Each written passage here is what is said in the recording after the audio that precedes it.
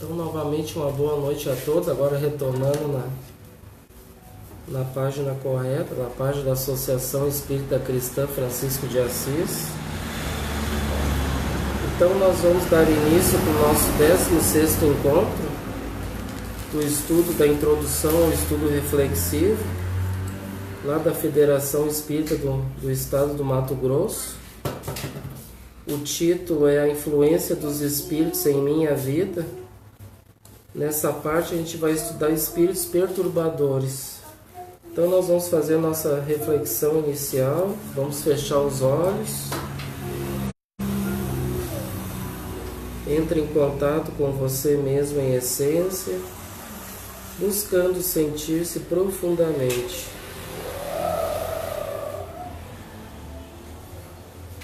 Busque se sentir um espírito imortal. Você sente a influência dos espíritos em sua vida? De que forma?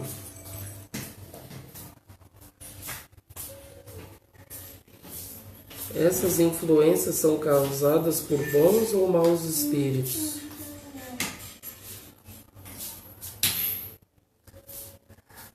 Você sabe a forma como pode prevenir as investidas dos espíritos perturbadores?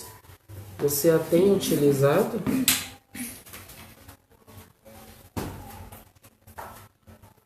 Deixe os seus pensamentos e sentimentos fluírem, evitando qualquer mascaramento, no processo de auto-engano.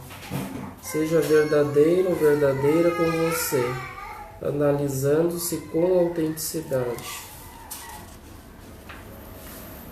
Então, nesse momento, vamos rogar aos nossos benfeitores amigos, com a autorização de Deus, nosso Pai, com a sua permissão para mais este encontro na noite de hoje. Que nossa família espiritual esteja conosco, nossos mentores amigos nos inspirando, nos fortalecendo, nos iluminando a todos. Sob a tutela do nosso Pai espiritual, nosso Pai Francisco. E nesse clima de paz e de harmonia, não só aqui dentro, no ambiente externo, a todos aqueles que estão vibrando conosco positivamente pelo Facebook, que possam também receber as energias. Então assim, Senhor, damos início ao nosso encontro da noite de hoje, que assim seja. Que assim seja. Então, na semana passada, a gente adentrou nesse capítulo a influência dos espíritos em minha vida, né? Espíritos perturbadores. A gente vai retomar e vai então estudar as questões Nós vamos estudar, a gente convida a todos então para estudar o livro dos médiuns na noite de hoje. E aí nós vamos então abrir no capítulo 23. A gente tem aqui a tradução da FEB, de Guilhom Ribeiro, que é sobre da obsessões, dos itens 237 a 241. Então, capítulo 23 do Livro dos Médiuns. Quem tem em mãos? Item qual? Item 237 até o 241.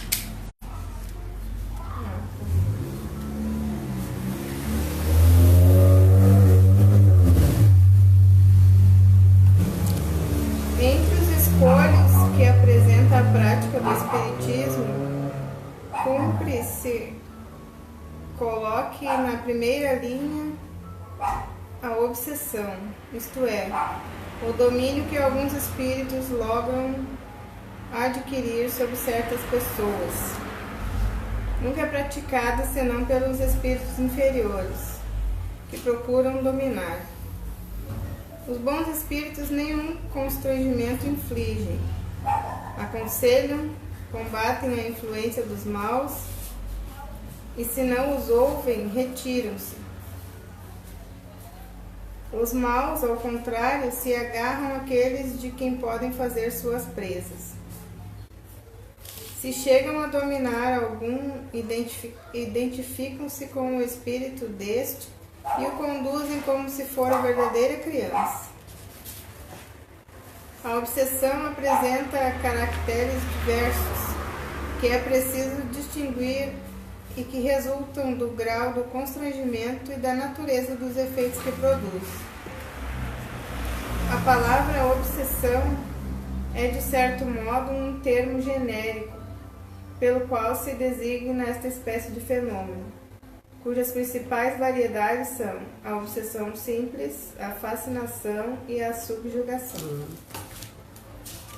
Então nós vamos estudar nessa noite esses três tipos de obsessões que Kardec então estudou, né?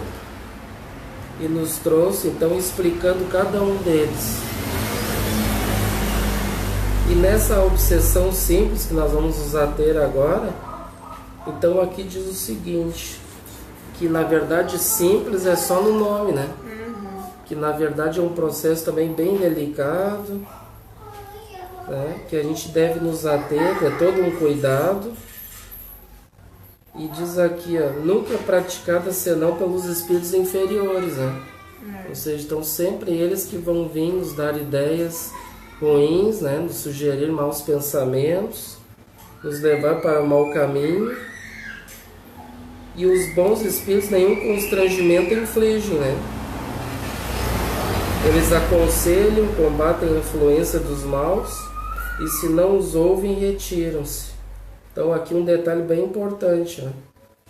Então os bons, ó, eles vão nos auxiliar, eles vão combater a influência desses maus, mas se no caso a gente não ouvir as orientações deles, eles vão se retirarem, né? Então isso é bem importante, porque a obsessão simples ela é sutil, ela começa ali, eles vêm, eles lançam o pensamento na nossa mente e se a gente agasalhar ele da guarida, aí então, o que acontece? Vem os benfeitores também, vão nos dar bons pensamentos, vão nos ajudar, mas se eu der guarida para o mal e repelir o bom pensamento, então os bons vão se retirar, né? Porque ao contrário dos espíritos inferiores, que eles nos induzem, eles fazem com que a gente faça suas vontades, os bons eles simplesmente vão nos orientar, né?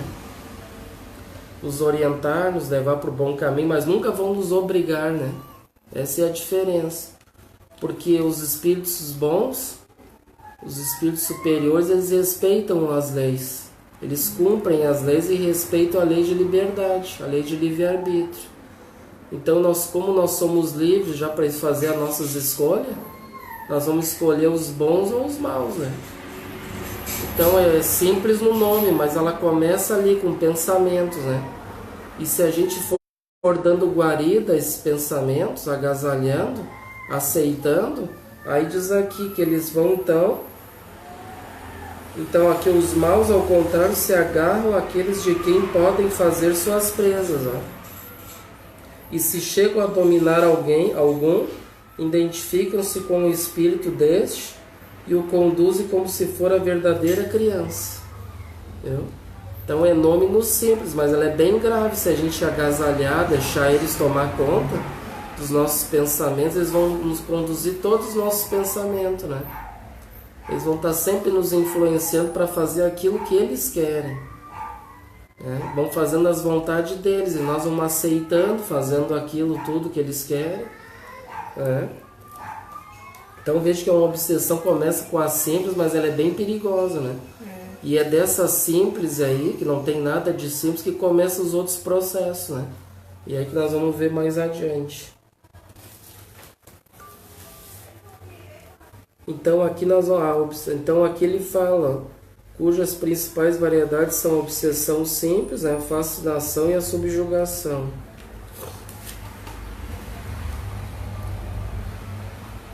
Dá-se a obsessão simples quando um espírito malfazer se impõe a um médium, se imiscui a seu mau grado nas comunicações que ele recebe, o impede de se comunicar com outros espíritos e se apresenta em lugar dos que são evocados. Ninguém está obsediado pelo simples fato de ser enganado por um espírito mentiroso. O melhor médium se acha exposto a isso, sobretudo no começo, quando ainda lhe falta a experiência necessária, do mesmo modo que entre nós homens, os mais honestos podem ser enganados por velhacos. Pode-se, pois, ser enganado sem estar obsediado. A obsessão consiste na tenacidade de um espírito, do qual não consegue desembaraçar-se a pessoa sobre quem ele atua. Na obsessão simples, o médium sabe muito bem que se acha presa de um espírito mentiroso, e este não se disfarça. De nenhuma forma dissimula suas más intenções e o seu propósito de contrariar. O médium reconhece sem dificuldade a felonia e, como se mantém em guarda, raramente é enganado. Este gênero de obsessão é, portanto, apenas desagradável e não tem outro inconveniente, além do de opor obstáculos às comunicações que se desejara receber de espíritos sérios ou dos afeiçoados. Podem incluir-se nesta categoria os casos de obsessão física, isto é, a que consiste nas manifestações ruidosas e obstinadas de alguns espíritos, que fazem se ouçam espontaneamente pancadas ou outros ruídos. Pelo que concerne a esse fenômeno, consulte-se o capítulo das manifestações físicas espontâneas. Então aqui esse estudo do livro dos médiuns, que é muito importante, que todos nós, a gente deve estudar esse livro, que estudando ele, Kardec diz que na verdade todos nós somos médiuns, né? Então uns são médiuns ostensivos, né, que tem mais facilidade de se comunicar, e outros já não têm, né, essa facilidade.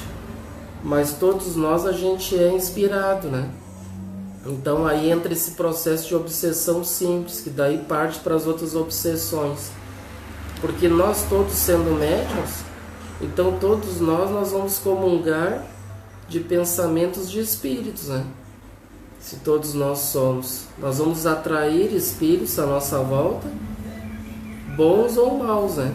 Isso tudo vai depender da nossa conduta, dos nossos pensamentos, das nossas atitudes durante o dia. Então, conforme cada pensamento que eu tiver, eu posso até não falar, mas eu pensando coisas negativas, então vai atrair já esses espíritos, né? Que nosso pensamento, como diz Emmanuel, é o espelho da alma, né? Então vai se exteriorizar, e então vai emanar energias que os espíritos, então vai atrair espíritos conforme a sintonia mental que eu tiver, né?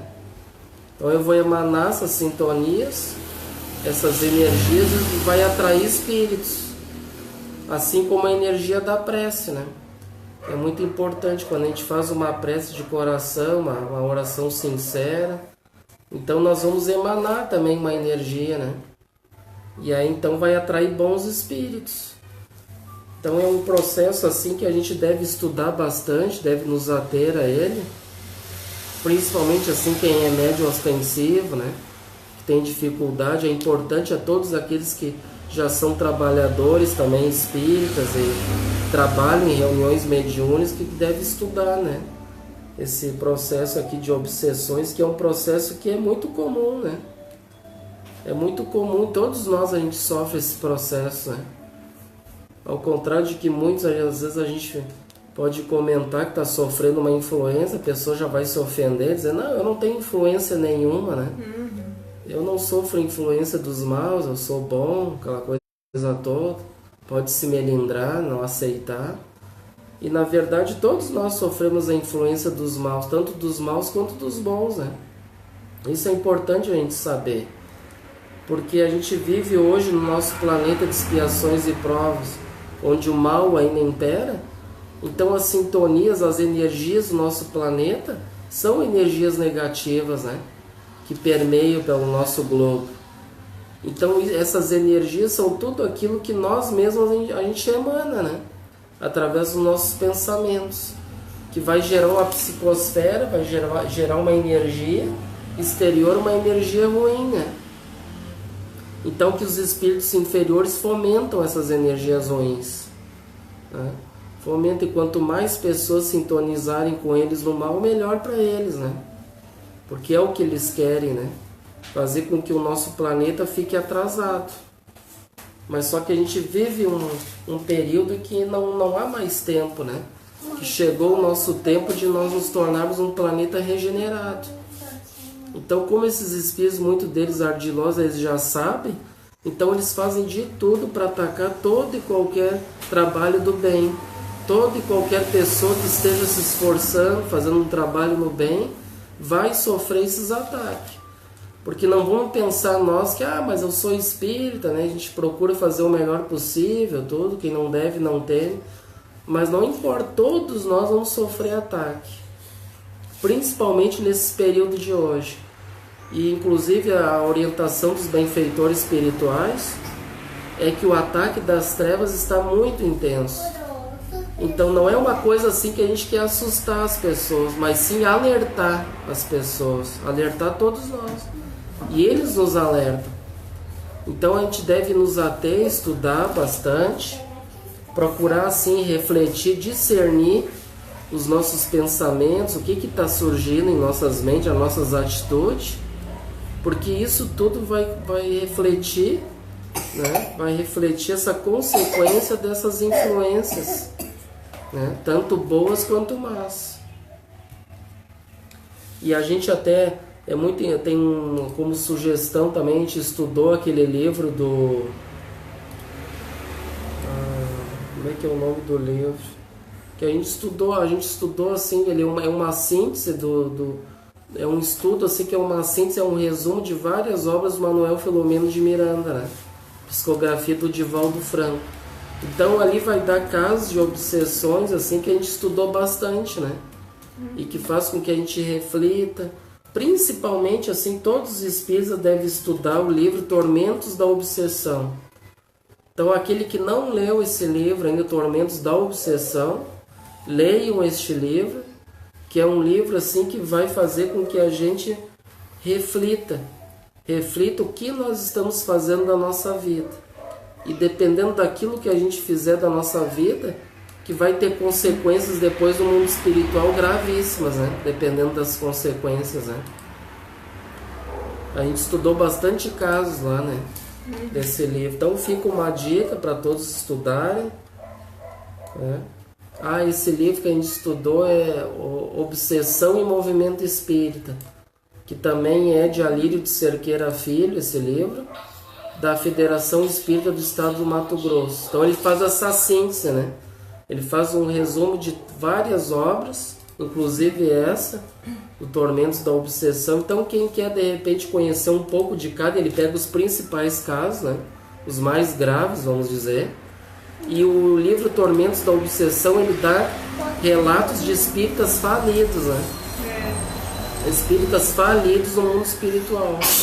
Ou seja, são espíritos que estudaram, muitos deles foram palestrantes, escreveram até obras e tudo, mas chegaram no mundo espiritual, né?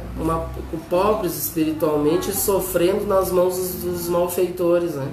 Então sofrendo muito no mundo espiritual, porque não refletiram para suas vidas aquilo que estavam estudando.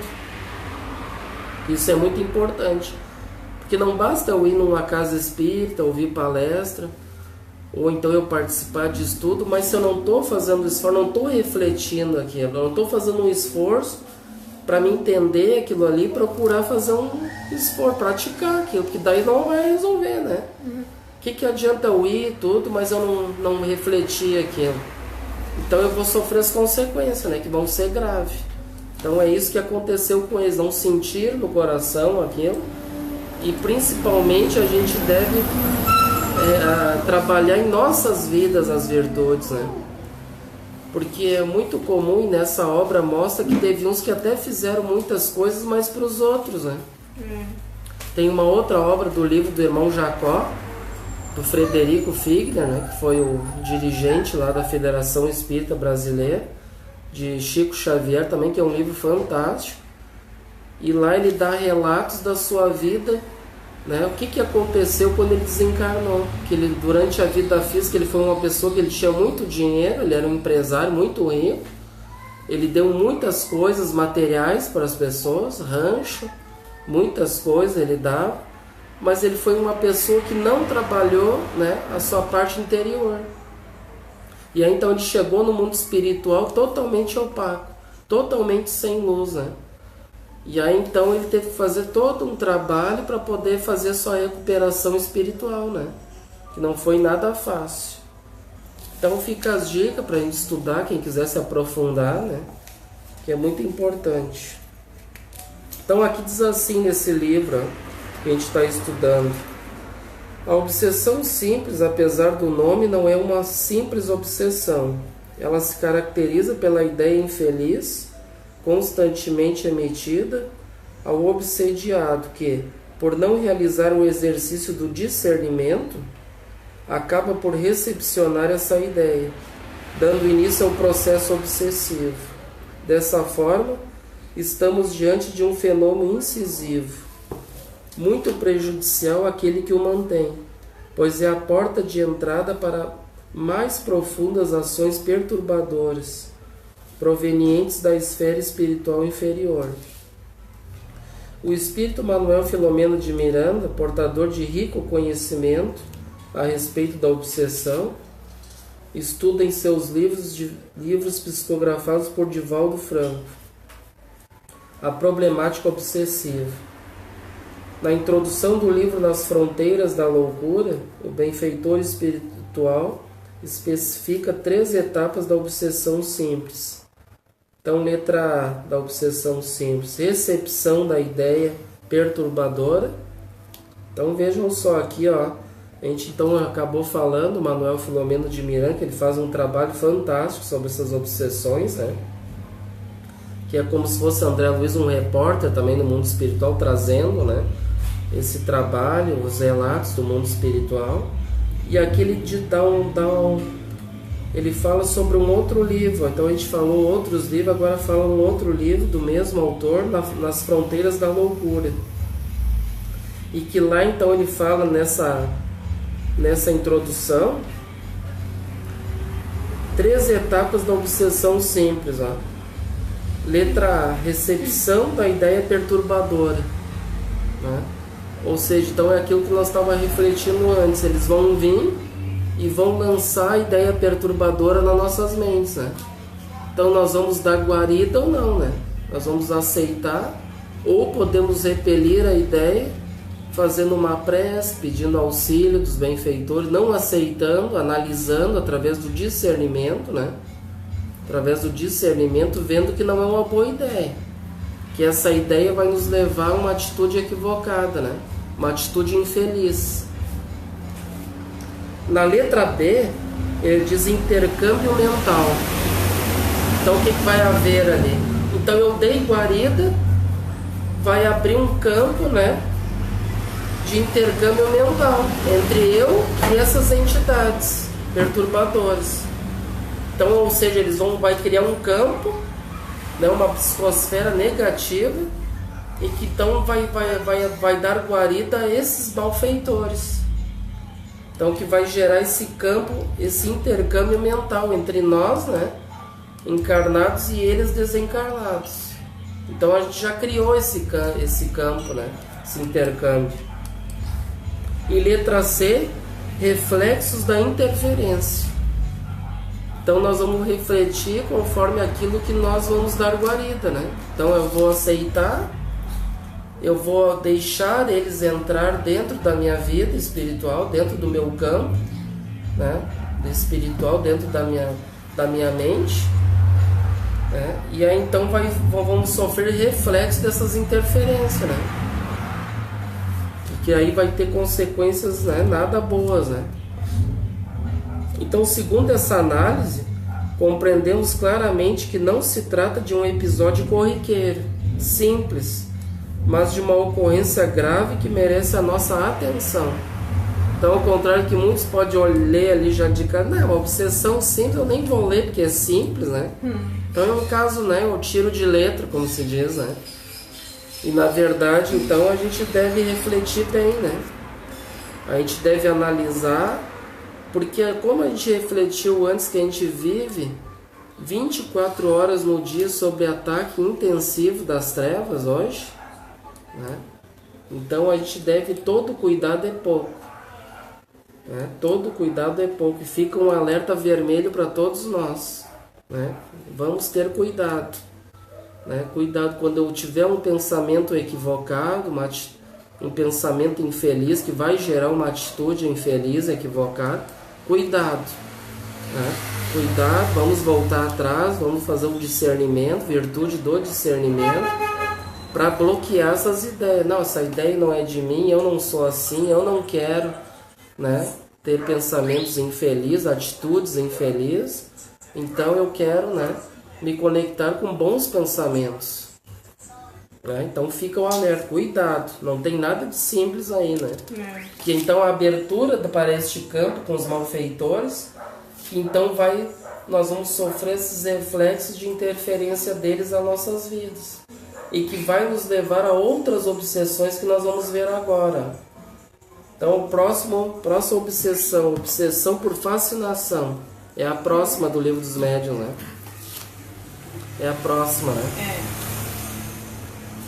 A fascinação tem consequências muito mais graves. É uma ilusão produzida pela ação direta do espírito sobre o pensamento do médium, e que, de certa maneira, lhe paralisa o raciocínio relativamente às comunicações. O médium fascinado não acredita que o estejam enganando.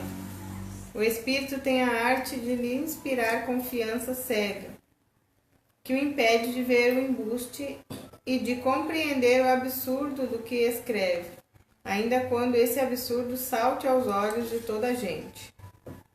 A ilusão pode mesmo ir até ao ponto de o fazer achar sublime a linguagem mais ridícula. Fora erro acreditar que a este gênero de obsessão só estão sujeitas as pessoas simples, ignorantes e baldas de senso. Dela não se acham isentos nem os homens de mais espírito, os mais instruídos e os mais inteligentes, sob outros aspectos, o que prova que tal aberração é efeito de uma causa estranha, cuja influência eles sofrem. Já dissemos que muito mais graves são as consequências da fascinação. Efetivamente, graças à ilusão que dela decorre, o espírito conduz o indivíduo de quem ele chegou a apoderar-se, como faria com um cego, e pode levá-lo a aceitar as doutrinas mais estranhas, as teorias mais falsas, como se fossem a única expressão da verdade. Ainda mais, pode levá-lo a situações ridículas, comprometedoras e até perigosas. Então ele é bem longo, vou dar uma pausa ainda na metade dele. Então aqui Kardec fala bastante coisa para a gente refletir. E aqui ele já diz de cara, a fascinação tem consequências muito mais graves. Ou seja, entre esses três processos, que ao contrário que muitos acham que a subjugação, que é por ser o último daqui, né, que é o mais grave, mas na verdade não é. Porque a fascinação é o mais grave. Que como ele diz aqui, a pessoa chega ao ponto de ela então aceitar tudo, né? Agasalhar todos os pensamentos, fazer tudo o que os malfeitores querem. Ou seja, eles se apoderam da vida dessa pessoa. E aí, como diz aqui, chegar a atitudes ridículas, né? Tudo. E isso é uma coisa assim que, olha, todas as casas espíritas deveriam estudar isso, né? Porque uma das primeiras coisas que a gente fez aqui, nesses 3 anos da Francisco, que vai fazer agora em janeiro ainda, né? Então a gente fez todo ali um trajeto, né? Toda uma trajetória no início. E uma das coisas importantes, a gente estudou a mediunidade, né? Para poder fazer a prática da mediunidade. Mas além, porque o que acontece é que muitos estudam sobre a mediunidade. Tranquilo, tem que estudar e devemos estudar para saber os processos, como devem ser as tarefas mediúnicas. Mas depois que a gente estudou a mediunidade, então a gente passou a estudar as obsessões, né? E aí então a gente estudou essa obra Obsessão em Movimento Espírita, né? Então antes de nós trabalharmos numa reunião mediúnica, é imprescindível, fica como dica, né? E é um dever para todos nós estudarmos as obsessões. Porque o que acontece? A pessoa muitas vezes ela é médium, tudo bem, estuda, tudo sabe como é que funciona, tá, vai para uma mediúnica, às vezes nem estuda, né? Ah, tu é médium, já vai direto para uma mediúnica, que é um grande erro, né? Colocarmos uma pessoa que é um médium ostensivo, ah, tu é médium ostensivo, não, então pode ir. É grande erro, deve estudar primeiro a mediunidade, né? As obras, o livro dos médiuns, que a gente estudou o livro dos médiuns, as obras subsidiárias idôneas, né? Que a gente estudou as obras de André Luiz, né? Que fala no livro Nos Domínios da Mediunidade. A gente estudou, tem bastante práticas mediúnicas lá, né? Vários tipos de mediunidade. E aí então estudar depois disso, então a gente sabe como é que funciona. Agora vamos estudar as obsessões. Por quê? Porque o indivíduo muitas vezes até sem estudo, que é um gravíssimo erro, colocar uma pessoa sem preparo, chega lá, ela não sabe sobre os processos obsessivos. E muitas vezes está vindo ideias na sua mente que ela não sabe, ela já não está tendo controle daquelas ideias. Se são ideias dela, se são ideias dos benfeitores, dos malfeitores, daqui a pouco ela entra num processo grave de obsessão. E trazendo mensagens, psicografias ou psicofonias equivocadas muitas vezes, né? Por motivo de não refletirem, de não estudarem esse processo. Então é imprescindível estudar, porque esse processo de fascinação, então quando a gente dá guarida, abre o campo no processo simples e dá continuidade a esse processo, que aí então vai ter consequências na fascinação, que daí então eles ganharam, né? Ganhou aquela pessoa, aquela mente. Então eles vão tomar conta daquela pessoa, daquele indivíduo. Ou seja, eles vão levar para um caminho conforme eles querem, conforme os malfeitores querem. E aí muitas vezes se passam até por benfeitores, né? Se passam, eu estou aqui, né, sendo amparado por um grande espírito, podemos dizer, é o Pai Francisco que está aqui comigo, né? Por exemplo. E aí então eu estou ali me achando, né? Me achando, o Pai Francisco está aqui, então imagina, né? Então eu já estou me comparando ao Divaldo Franco, que tem uma Joana de Anjos, um Chico que tinha um Emmanuel, e eu tenho o Pai Francisco, né? E que na verdade a gente deve refletir que na verdade, né, eu, por exemplo, esse dia eu estava falando com a minha esposa, a gente deve se colocar, se o Chico era um cisco, o que sobra para nós, né? Então eu me coloco assim, eu sou apenas um cachorrinho do Francisco, na verdade, né? E um cachorrinho que de vez em quando dá a volta para morder o próprio rabo, né? Que o Francisco fica apavorado ali, meu Deus, o que está acontecendo com esse meu cachorro? Não é assim, né? Eu vou te corrigir, na verdade tu é a pulga do cachorro. Pode ser também. Pode até diminuir mais ainda. Tá bom, mas daí também não tem que diminuir mais, né? Não vamos diminuir tanto assim, né? Daí... Vamos dizer que a gente é um cachorrinho meio perdido ainda, que está começando a se achar ainda, né? Que tá querendo morder o próprio rabo de vez em quando, né? Mas então a gente deve se colocar assim, na verdade refletir assim que nós não somos nada, né? Então quando a partir do momento que a gente trabalha a virtude da humildade, mesmo que venham espíritos querendo nos induzir, mostrando, não, você tem potencial, você é mais importante, né? Você que é o bambambam aqui, entre aspas, aqui, né? Por exemplo, da casa espírita, a gente deve pensar assim, refletir, não, só um pouquinho, né? Então nós estudando, nós vamos refletir, não, mas se o Chico não era nada, quem sou eu, né? Eu não sou nada. Então o orgulho e a vaidade nos leva a caminhos gravíssimos, né? Caminhos equivocados graves.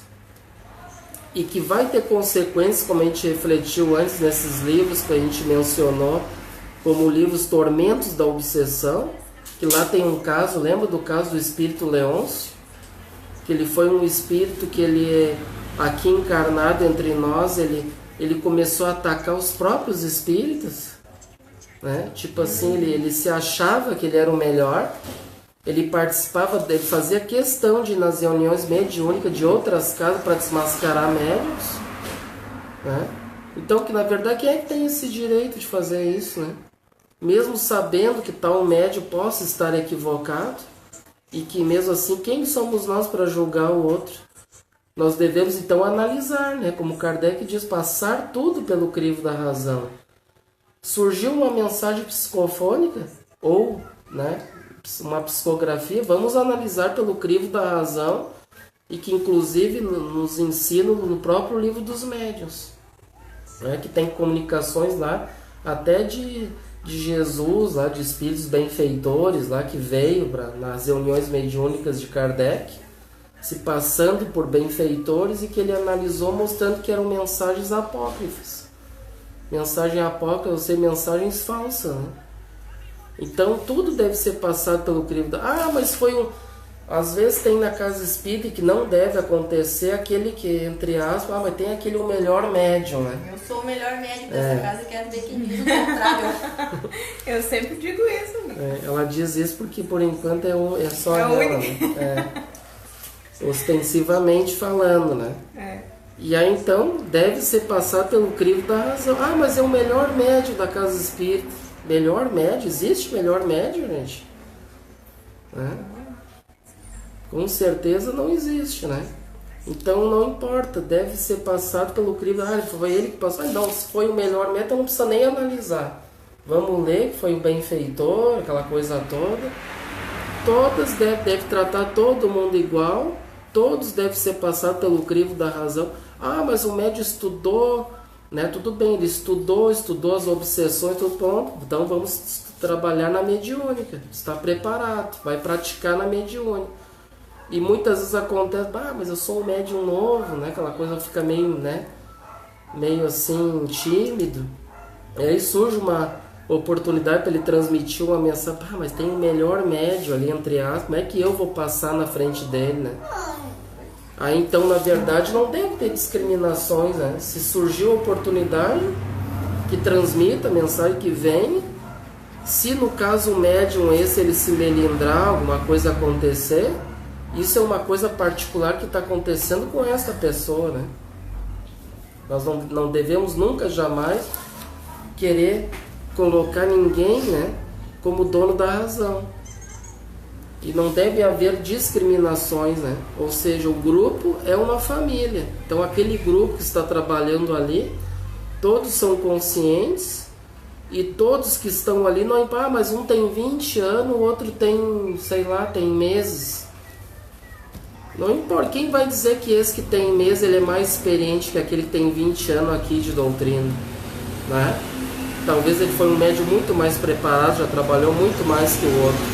Então, gente, a gente deve passar tudo pelo crivo da razão, sem preconceitos, analisando tudo, né? Analisando bem. E se a mensagem está equivocada, né? Ter todo o direito, o dirigente da reunião ou da casa, chamar essa pessoa em off, né? E explicar para ela, tu cuida, né? Olha, aqui tem erros aqui, né? Que não é uma mensagem, né?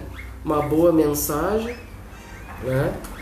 E aí então orientar essa pessoa. Mas essa pessoa vai se melindrar, vai sair da casa espírita. Gente, isso aí então, se ela tem um melindre, é porque o melindre na verdade é o termômetro do orgulho, né? Isso é importante de saber. Então, se acontece o melindre, então é porque ela não aceita a verdade.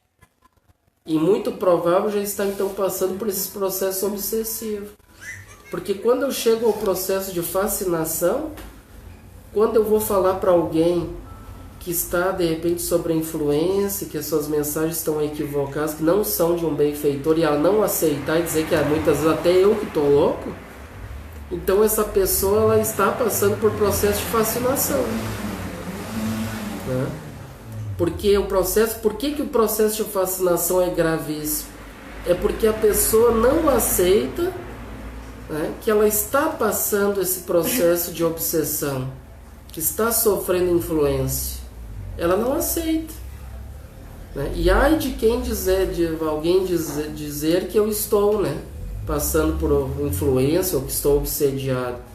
E também a gente deve ter todo o cuidado, sim, né, gente, de jamais chegar para uma pessoa e também ser indelicado e dizer diretamente para ela: você está obsediado, né?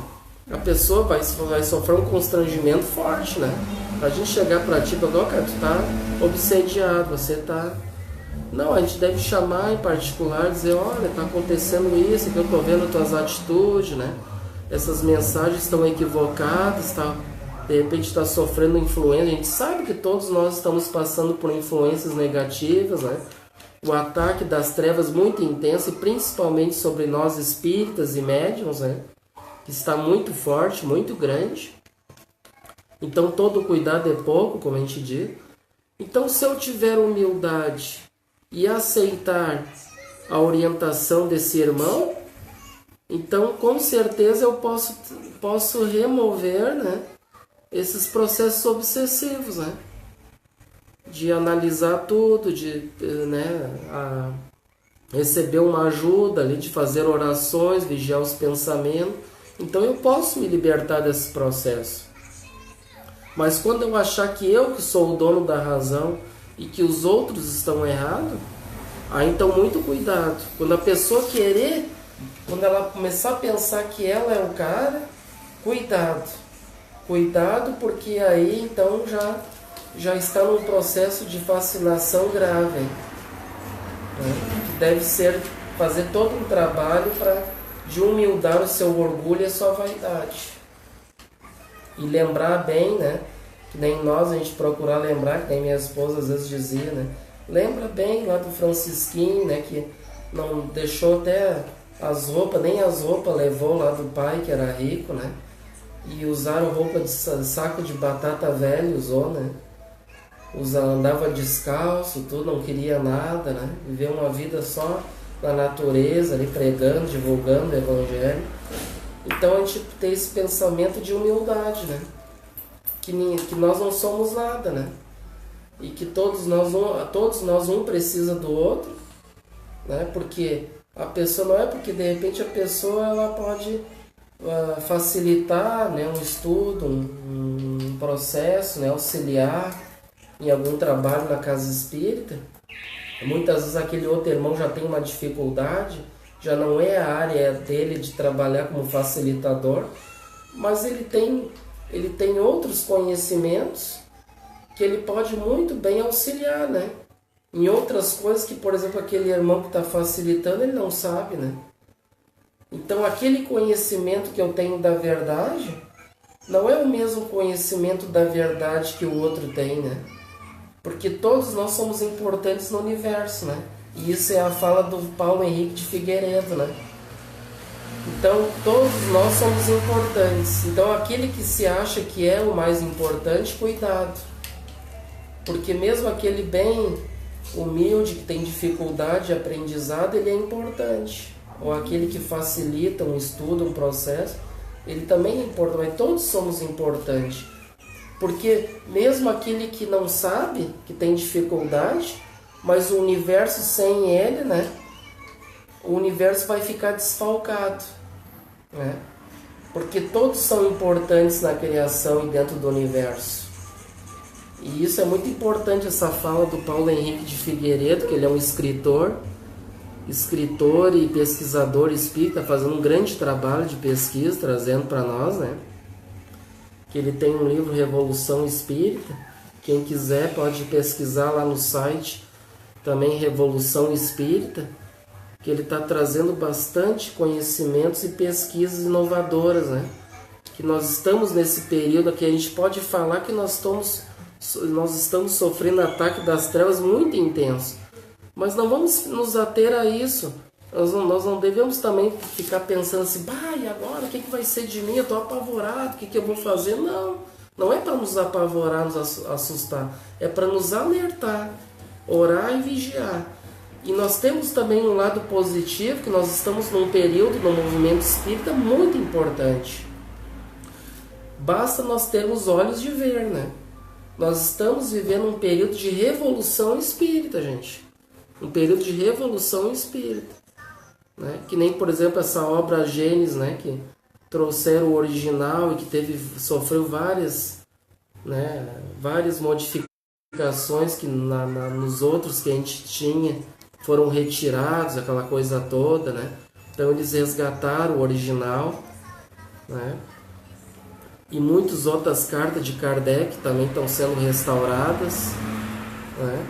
Então nós estamos vivendo um momento muito importante para o movimento espírita. Então nós não podemos ser, né, céticos, né? Nós não podemos fechar os olhos, os ouvidos, porque como a gente está sempre refletindo, o movimento espírita ele evolui. Ele não vai ficar parado lá no século XIX, né? E como a gente já tinha dito também, Kardec não é um papa do espiritismo, né? Não, mas tem que ser fiel a Kardec, é o que ele diz e pronto. Gente, ele não é nenhum Deus, Kardec.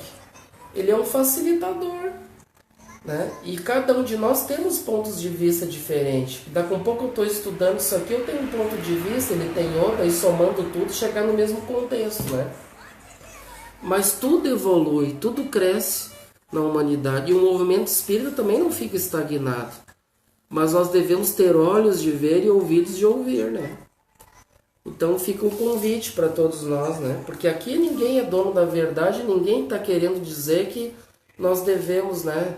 Não, mas então está dizendo que nós estamos errados e que deve ter uma mudança radical. Não, ninguém está errado. Cada um vai fazer as suas reflexões para si mesmo, né? Por exemplo, se eu achar que está errado, mas se Paulo Henrique está errado, essas coisas aí tudo mentira, tranquilo, cada um fica com a sua verdade, com o seu pensamento, com as suas consciências, né? Com as suas consciências, cada um, e cada um vai fazer o que bem entender dos seus estudos, né? Cada um vai escolher as suas obras, o que quiser estudar, desde que sejam obras, né, que estejam de acordo com a doutrina espírita, né? Isso é muito importante, que faça sentido, né? Porque hoje também tem muitas obras falsas espíritas, né? E que inclusive, como a gente está abordando esse assunto mediúnico de médiuns fascinados, que psicografam inúmeras obras falsas, né? Até o próprio Alírio de Cerqueira Filho, fazendo uma peneira lá na sua livraria, lá da Federação Espírita do Estado do Mato Grosso, ele nos diz que a cada 10 livros dá para se tirar 1 ou 2. Imaginem. Então a gente deve também cuidar aquilo que nós estamos estudando, né? Porque não basta dizer ali, obra espírita, espírito tal. Tudo bem. Até pode ser um médium desconhecido, uma obra que ninguém nunca viu. Podemos estudar, analisar, refletir, mas passar pelo crivo da razão, né? Porque nós também não podemos ficar naquela situação de sermos céticos espíritas, né? Não, mas isso aqui não é Kardec, eu não quero, isso aqui está equivocado. Ou então, não, isso aqui não é de Chico, está errado. Ou não é de Divaldo, enfim, né? Tem os chiquistas por aí, tem os kardecistas, tem os divaldistas, tem tudo por aí, né? E a gente deve, na verdade nós refletir, estudar, nós somos espíritas, então vamos estudar a doutrina espírita, né? Passando tudo pelo crivo da razão, né? Isso é muito importante.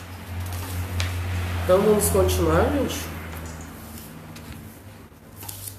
Compreende-se facilmente toda a diferença que existe entre a obsessão simples e a fascinação. Compreende-se também que os espíritos que produzem esses dois efeitos devem diferir de caráter.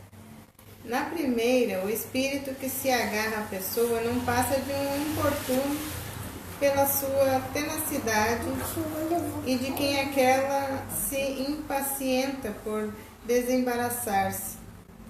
Na segunda, a coisa é muito diversa. Para chegar a tais fins, preciso é que o espírito seja destro. Dentro é bom. Ardiloso e profundamente hipócrita.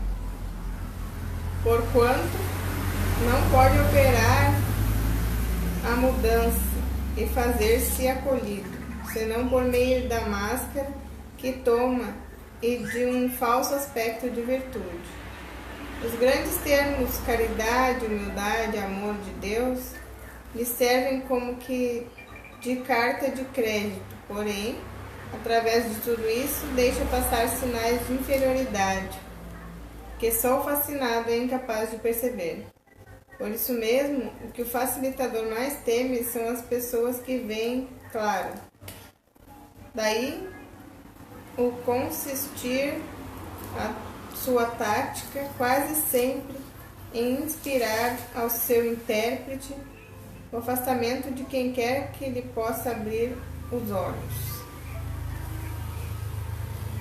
Por esse meio, evitando toda contradição, fica certo de ter razão sempre. Então aqui Kardec fala uma outra coisa muito importante, que muitos nós, infelizmente, a gente usa máscaras, né?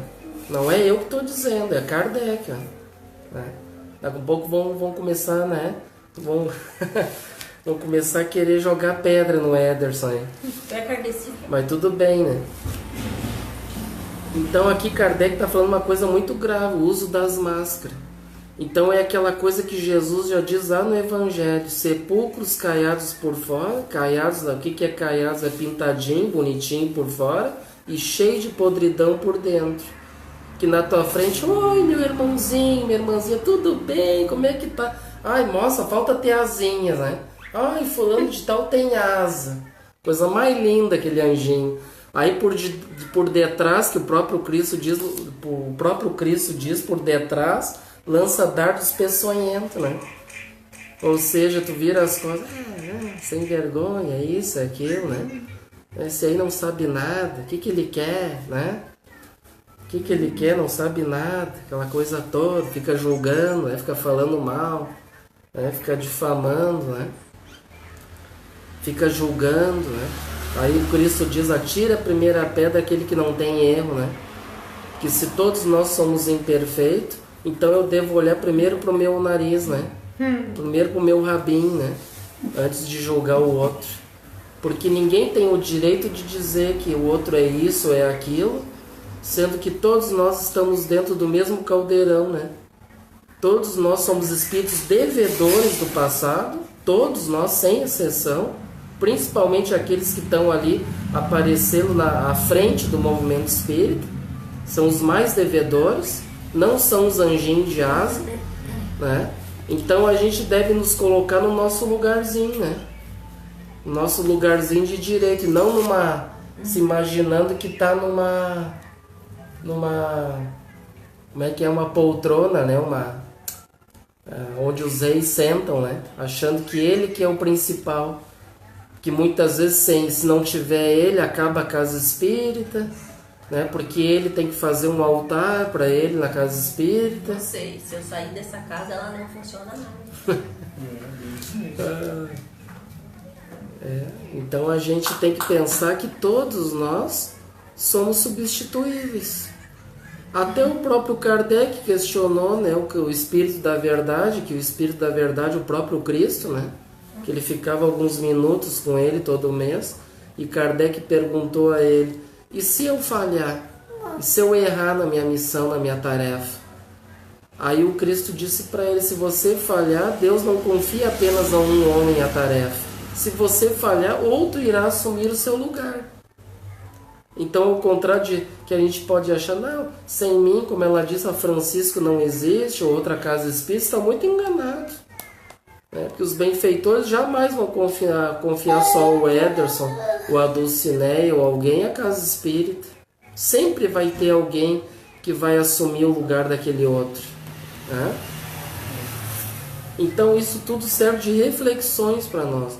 E que todos nós espíritos devemos refletir, estudar, analisar, E não ficar só no julgamento, ficar achando que eu sou o virtuoso, sou o bonzinho, sou o anjinho de asa, os outros não prestam, né? Então a gente deve refletir bem, né? Olhar para o nosso zabim, para o nosso nariz, entrar para dentro de nós, para ver se não é, se eu não tenho sujeira, podridão por dentro, que eu tenho que limpar essa sujeira, né? Não adianta só pintar, ficar bonitinho por fora e por dentro tá todo sujo, né? Cheio de vícios, de orgulho, de egoísmo, de vaidade, que é isso que a gente deve limpar por dentro, né? E Kardec diz que nós devemos fazer todos os esforços para combater nossas más inclinações, né? Que são os nossos vícios, porque o Kardec mesmo diz que para ser verdadeiro espírito não é ser espírito perfeito, né? E como todos nós somos imperfeitos e devedores, então a gente deve entrar para dentro de nós, né? Fazer essa reflexão interior para dentro de nós antes de eu querer julgar o outro, alguém, né? Querer discriminar alguém, falar mal. Eu não conheço o outro, eu não sei. Como é que eu vou julgar o outro? Né? Pelas aparências. Né? Então fica a consciência de cada um, né? Tu não sabe as dificuldades que aquela pessoa teve na vida, né? O que ela passou, o que ela não passou, o sofrimento, as perdas, né? É mesmo que tu conheça, que tu saiba quem é tu para julgar uma pessoa, para falar qualquer coisa, né? Ninguém tem o direito de julgar. Agora o nosso dever é fazer como o Cristo nos ensinou no Evangelho. Que ele diz lá no Evangelho, não me lembro qual é a parte do Evangelho que diz lá da Bíblia, que ele diz, se o irmão errou contigo, ou seja, está equivocado, como a gente diz antes, chamar ele em particular, né? E aí então tu vai colocar, de preferência, levar uma testemunha junto contigo, né? E conversar com esse irmão, tá acontecendo isso, aqui eu tô vendo as tuas atitudes, né? Por exemplo, assim, as mensagens, analisando, ou até as próprias atitudes mesmo da pessoa que não estão, né, se coadunando com a prática espírita muitas vezes. O que acontece muitas vezes é que as pessoas têm medo. Mas é um fulano de tal, como é que nós vamos falar com ele? Ele não vai aceitar, né? Ele vai nos expulsar da casa espírita, sei lá o que vai acontecer. Mas aí é um grande erro, porque nós devemos fazer o nosso dever, né? Nós deveríamos fazer isso. Não importa as consequências. Eu estou fazendo a minha parte. Porque acontece muito, infelizmente, dentro do movimento espírita, é aquela coisa assim, né? Tá numa casa, aconteceu qualquer coisinha, o melindre, o termômetro do orgulho, não, já não quero mais, já vou para outra. Então tem aquele rodízio, né? Eu não consigo me parar numa casa espírita muitas vezes, né? Porque a dificuldade maior muitas vezes está dentro de mim mesmo. É eu que tenho que trabalhar, porque na verdade o melindre é o termômetro do meu orgulho. E aí então o que deve ser feito? Como Jesus nos ensina, chamar esse irmão e conversar com ele. Tá acontecendo isso e aquilo, né? Eu não quero mais me incomodar contigo, então eu vou vazar. Aí então o que acontece? A pessoa não aceita por causa do orgulho. Não, eu obsediado, eu sofrendo influência. Não, você que está doente. Não aceita. Então se ele não aceitar perante a uma pessoa e outra testemunha, então chamar a igreja, né? Chamar a igreja. Aí então a igreja vai analisar o que está acontecendo, vai expor, não, a gente conversou com ele não aceitou, né? Ele está fazendo isso e aquilo, então, né? É considerado como um gentil, como Jesus diz. Ou seja, o gentil é aquele então que está fora da prática né, de ser um verdadeiro cristão, né? De praticar o cristianismo, né?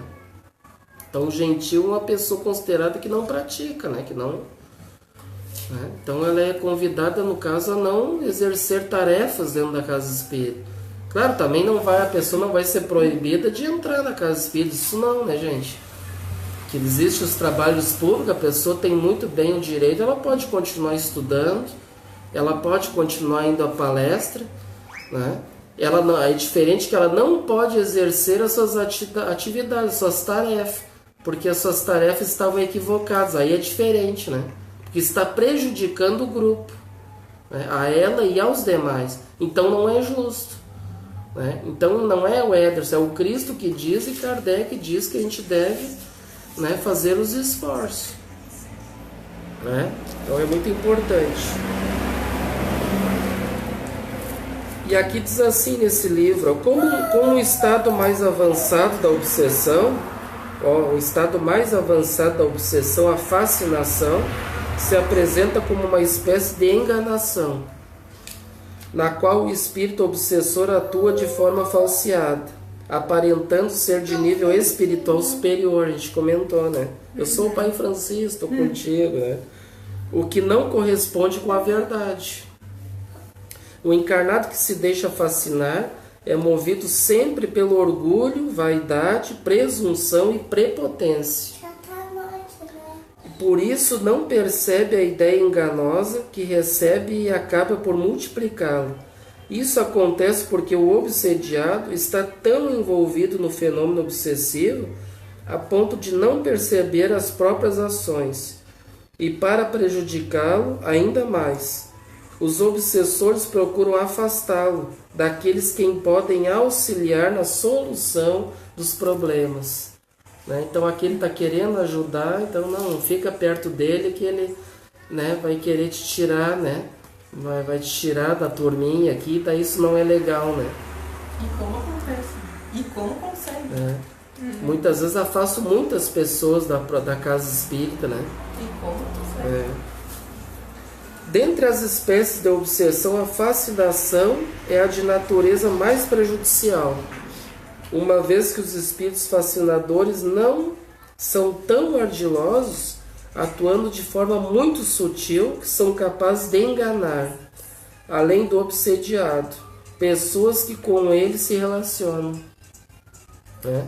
Ou seja, então muitas vezes ele pode até não conseguir atingir ele, mas ele vai querer usar as pessoas, né? Ou então ele está usando ele, vai querer prejudicar os outros, também fazendo com que os outros, né, também tomam as atitudes equivocadas.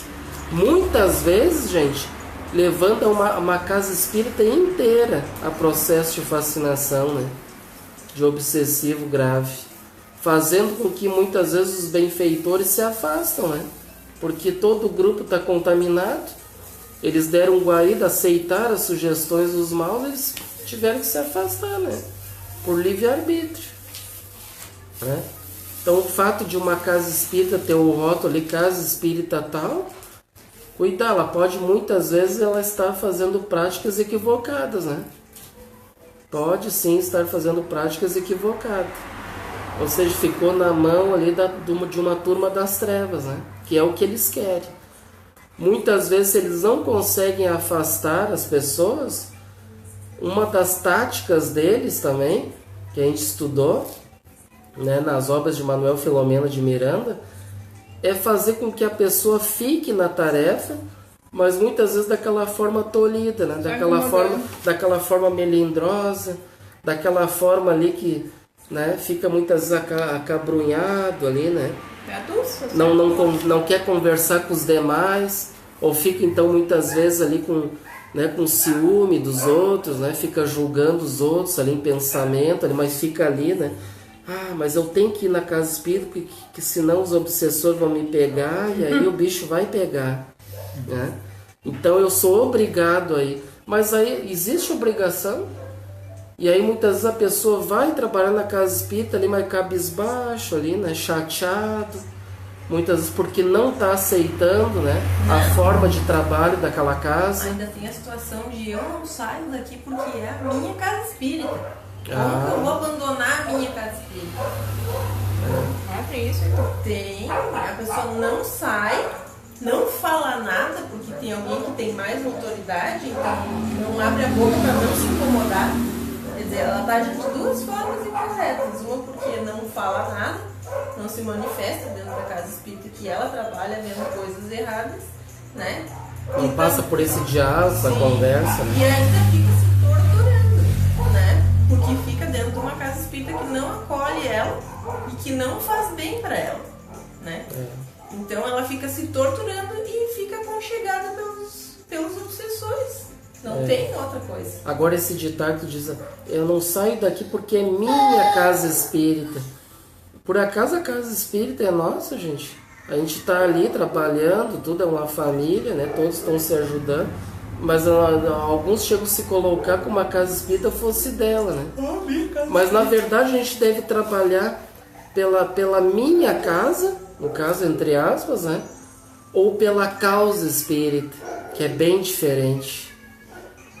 Se eu estou vendo que as atitudes daquela casa espírita estão equivocadas, mas eu tenho que continuar ali porque é minha obrigação, é minha casa espírita, o que os outros vão dizer, que eu vou sair dali, que eu vou para outro, sei lá o que vai acontecer, ou os obsessores vão me pegar, o que vai ser de mim?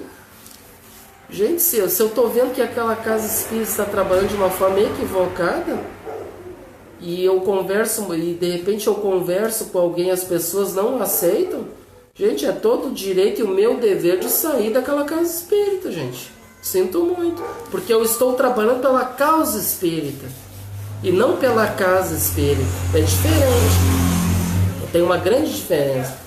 Porque nós trabalhamos pela causa espírita. Se essa casa espírita está equivocada, eu vou procurar outra casa espírita. Vou para outra, até eu encontrar uma. Não, essa aqui está de acordo com a causa espírita, né?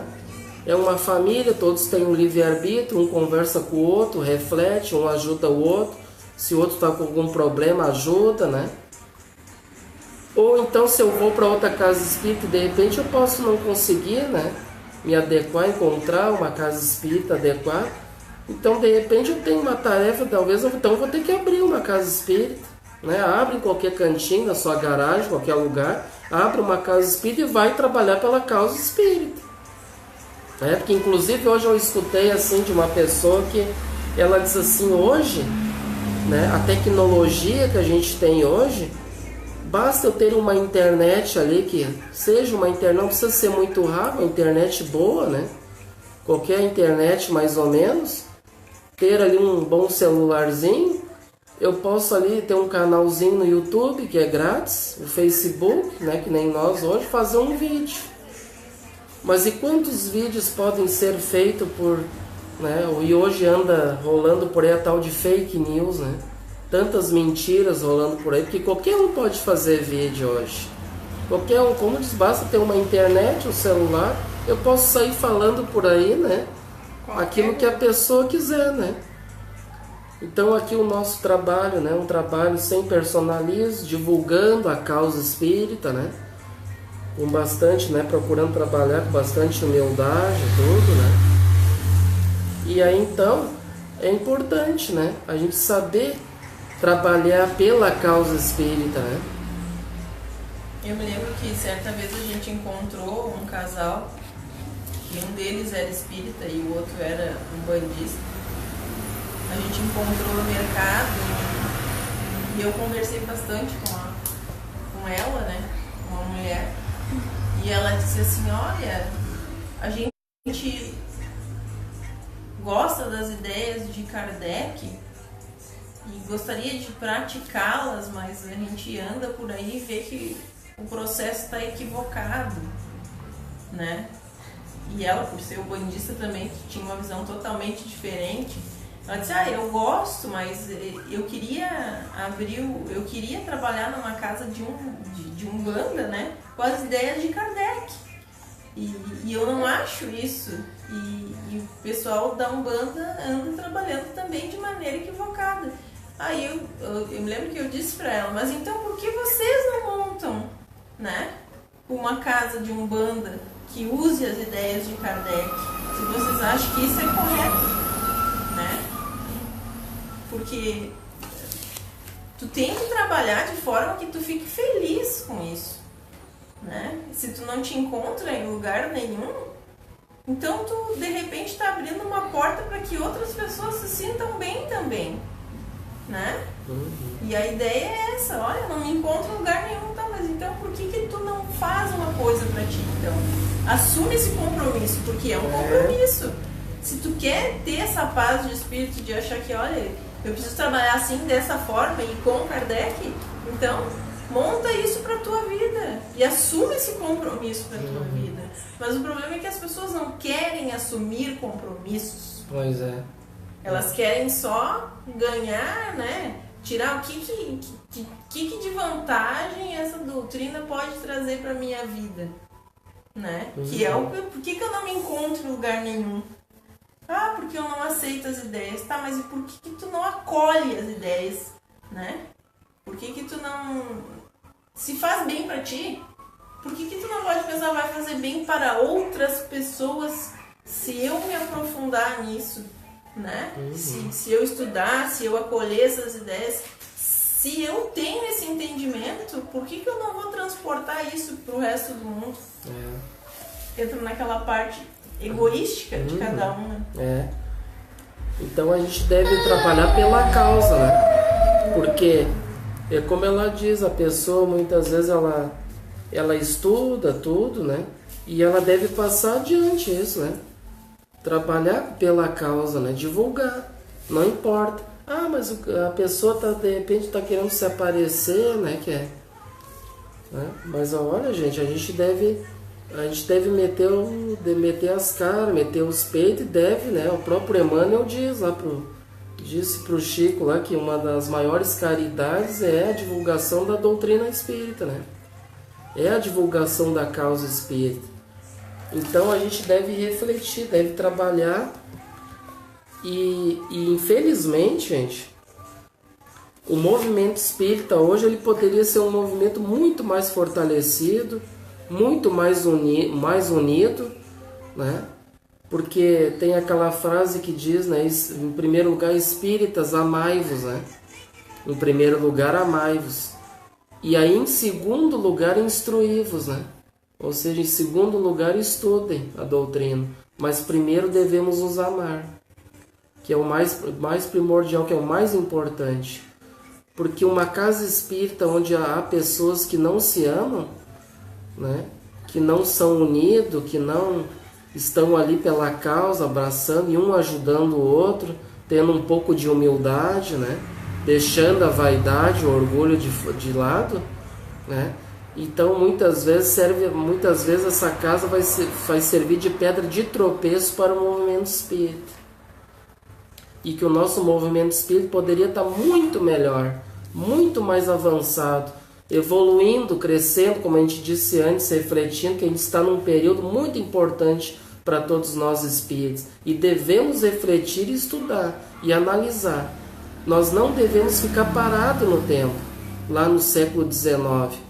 A doutrina espírita, tudo evolui, tudo cresce. Estamos num período de revolução espírita, né? Nós devemos nos amar, devemos nos unir, trabalhar pela causa, sem personalismo, sem colocando dentro de uma casa espírita, o fulano, aquele lá que é o melhor, ele é o dono, aquele outro é o subdono, o subchefe, né, gente? Que é isso, né? Então, cuidado, né? Vamos refletir melhor nossas atitudes, né? O que a gente está fazendo dentro do movimento espírita para nós somar para o movimento espírita mais feliz, né? Mais unido, nos unir pelo coração, né? Não criar politicagens também dentro do movimento espírita, né?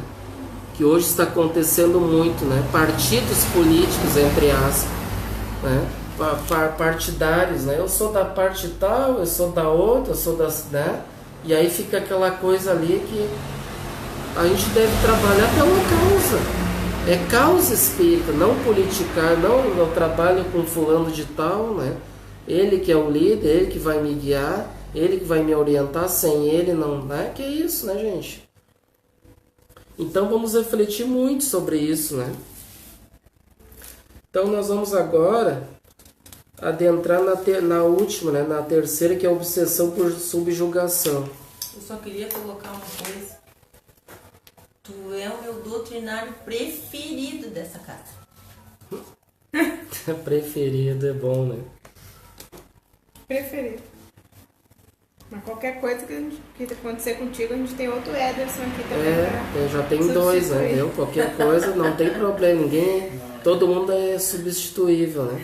Ninguém é insubstituível. Eu não estou capacitado. E agora isso é muito importante. Às vezes acontece, é diferente de nós. Tem a bajulação, que é bem diferente da outra, como é que é? Me fugiu agora o termo. A bajulação, que é diferente da... me fugiu agora. Do incentivo, né? Que é bem diferente. Porque se a pessoa está se esforçando dentro daquele grupo, é importante dar um incentivo. Que bom que está te esforçando, continue assim, é um incentivo. Até os benfeitores os incentivam às vezes, né? Que bom, continue assim, estão fazendo um bom trabalho, que ótimo. Né? É diferente da bajulação, né? Que muitos daqui a um pouco existe a vaidade, daqui a pouco um já começa, aquele ali é bom, aquele já começa a se envaidecer, né? Subir para a cabeça, aí já entra no processo obsessivo, né? Então ter aquilo como um incentivo, né? De repente alguém chega, tu é bom, tu é o melhor. Não, só um pouquinho bom não, né? Bom eu não sou bom. Até o próprio Cristo, bom é Deus, né? Por que me chamais bom se bom é Deus que está nos céus, né?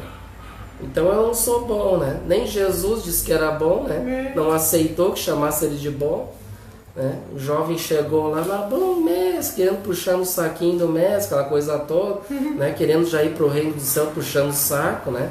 E vamos dizer que tem muito disso, infelizmente, mas tudo bem, né? Vamos adiante. A subjugação é uma constrição que paralisia a vontade daquele que a sofre e o faz agir a seu mau grado. Numa palavra, o paciente fica sob um verdadeiro jugo. A subjugação pode ser moral ou corporal. No primeiro caso, o subjugado é constrangido a tomar resoluções, muitas vezes absurdas e comprometedoras, que por uma espécie de ilusão ele julga sensatas. É uma como fascinação. No segundo caso, o espírito atua sobre os órgãos materiais e provoca movimentos involuntários. Traduz-se no médium escrevente, por uma necessidade incessante de escrever, ainda nos momentos menos oportunos. Vimos alguns que, à falta de pena ou lápis, simulavam escrever com o dedo, onde quer que se encontrassem, mesmo nas ruas, nas portas, nas paredes. Vai às vezes mais longe a subjugação corporal. Pode levar aos mais ridículos atos. Conhecemos um homem que não era jovem, nem belo, e que, sob o império de uma obsessão dessa natureza, se via constrangido por uma força irresistível a pôr-se de joelhos diante de uma moça e cujo respeito nenhuma pretensão nutria e pedi-la em casamento. Outras vezes sentia nas costas e nos jarretes uma pressão enérgica que o forçava, não obstante, a resistência que lhe opunha, e se ajoelhar e beijar o chão nos lugares públicos e em presença da multidão. Esse homem passava por louco entre as pessoas de suas relações. Estamos, porém, convencidos de que absolutamente não o era, porquanto tinha consciência plena do ridículo do que fazia contra sua vontade, e com isso sofria horrivelmente. Então aqui, né, mostra que a gente... Então esse processo de fascinação, ele vai gerar, já lá nos, digamos assim, nos nossos últimos períodos aqui da nossa vida aqui carnal, ele pode levar à subjugação, né? Ou seja, eles já tomaram conta do nosso campo mental e já vão sobre uma força maior que eles vão exercer sobre nós, porque já tomaram toda a sintonia ali nossa, né? Já tomaram todas as rédeas do nosso livre-arbítrio ali. E aí então eles fazem com que aconteça como esses exemplos que Kardec diz aqui, né? Deixam lá casos ridículos, né? De esse rapaz que se ajoelhar, pedir as moças em casamento na rua, né? Imagina que vexame, né? Por que a subjugação, a fascinação, ela é mais perigosa, né? E já a subjugação, acontece casos de subjugações em que a pessoa está consciente daquilo, né? Só que na verdade ela é constrangida sobre uma força maior, né? Então eles agem sobre os fluidos, sobre as forças, e atuando sobre os nossos órgãos, estão fazendo com que a gente tenha atitudes equivocadas, né? Fazendo com que a gente beije o chão, como diz aqui, se passando ao ridículo, né? Muitas pessoas achando até que parece ser até um louco, né? Um doente, né? A gente vê pessoas às vezes na rua, né? Que ficam gritando. Tinha um lá na RS 118 que ficava lá quase seminu lá, né? Gritava, se ajoelhava. E já uma pessoa, já acho que quase idosa, já uma pessoa já, né? Já partindo para a terceira idade. Então, aí as pessoas muitas vezes internam essas pessoas também, né? Ou ficam pelas ruas como loucos, como mendigos, atirados, né? E é então que estão passando por essas subjugações, né? Então a fascinação, ela pode gerar essa subjugação depois, né? Que aí então eles não vão só tomar conta dos pensamentos, mas também constranger nós, né? A nós ter atitudes equivocadas, agindo sobre os nossos órgãos, né? Por uma força maior dos fluidos, né? Então fazendo com que a gente se faça a vontade dele, que se ajoelhe, faça o que eles querem, né? Passando por vexames, né? Os mais diversos.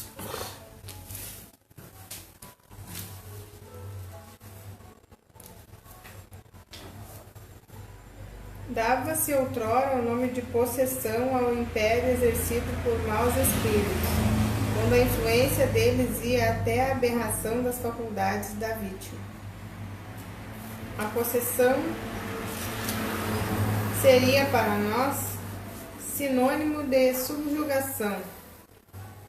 Por dois motivos deixamos de adotar esse termo. Primeiro, porque implica a crença de seres criados para o mal e perpetuamente votados ao mal, enquanto que não há senão seres mais ou menos imperfeitos, os quais todos podem melhorar-se. Segundo, porque implica igualmente a ideia do apoderamento de um corpo por um espírito estranho, de uma espécie de coabitação, ao passo que o que há é apenas constrangimento. A palavra subjugação exprime perfeitamente a ideia. Assim, para nós não há possessos no sentido vulgar do termo, há somente obsidiados, subjugados e fascinados. Então aqui Kardec diz que ele deixou de usar o termo possessão, que era muito usado naquela época, né? Que até tinha filmes, né? Aquela Poltergeist, aquela O Exorcista, né? Então iam os padres lá, né? Tocava água benta para expulsar o demônio do corpo, né? Então eles chamavam de possessão. E aí Kardec então resolveu deixar esse termo possessão, que é um termo muito forte, né? Para subjugação, né? Ou seja, então a gente sabe que não tem, dois espíritos não tem como habitar o mesmo corpo, né? Isso a gente deve saber. Ou seja, então na verdade ele fica ali, né? Totalmente acoplado ali, né? O nosso perispírito ali com o perispírito desse irmão, né, enfermo, esse irmão que está, esse espírito inferior. Então ele se acopla ali, né, mente a mente, como se fosse uma enxertia, né? A enxertia, para quem não sabe, é aquela quando a gente quer plantar uma planta ali, que a planta aquela que não está muito boa, daí planta um pedaço de uma outra ali, cola amarra ou cola no caule da outra, né? Aí fica ali acoplado, grudadinho, né? Então é como se fosse isso, né? Então esse processo aqui, ele fica ali, chega a um ponto de tomar conta daquele perispírito, né? Daquela pessoa. Então ele fica ali colado, grudado, vivendo como se fosse aquele corpo fosse dele, né? Mas que na verdade já tem um espírito ali, né? E ele está ali, ou seja, acoplado, grudado ali, fazendo o que ele quer, né? Então é mais ou menos isso por isso que Kardec substituiu esse termo, né? Então nós vamos encerrar por aqui. Vamos dar continuidade então na semana que vem.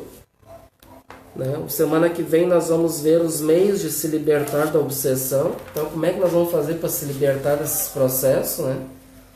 Então já deu para nós ter uma boa ideia, né? O processo simples, que não é nada simples, a fascinação, que é o mais grave, e a subjugação, né? E para quem não acompanhou na terça-feira, então a gente teve essa mudança de horário, né, que iniciou às 15 para as 8 e vai então terminar agora às 9h15. Então semana que vem a gente dá continuidade, então 15 para as 8 da noite, né? Então vamos então encerrar, né? Vamos então agradecer a presença de todos, dar uma boa noite a todos, sintam-se todos abraçados, né? Hoje não teve participações, né? É importante que participem, compartilhem, divulguem, né? Também não adianta ficar só ali, mas vamos, né, divulgar, vamos tocar à frente esse trabalho, né? Divulgar, né? E é muito importante, como a gente diz, a maior caridade que a gente pode fazer é a divulgação da doutrina, né? Quanto mais vídeo, mais divulgação, melhor. Ótimo, né?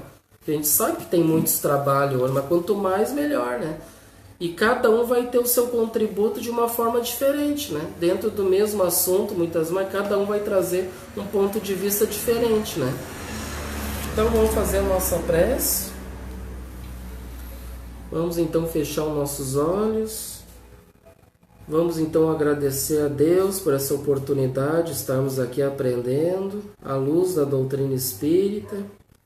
Que os benfeitores nos fortaleçam, nos deem bastante força, fé, esperança, luz e união nessa caminhada. Que possamos ser aqui apenas humildes instrumentos de levar adiante o Consolador prometido, a doutrina espírita, sob a tutela do nosso Pai Francisco, nosso Pai espiritual, que possamos aqui dar o nosso melhor em prol da divulgação da doutrina.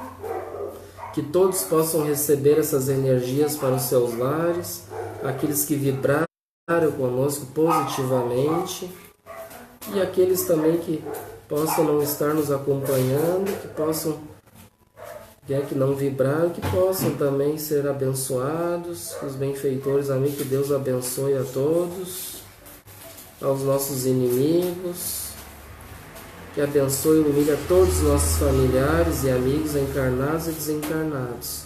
E assim então, damos então por encerradas as nossas atividades doutrinárias desta noite. Que assim seja.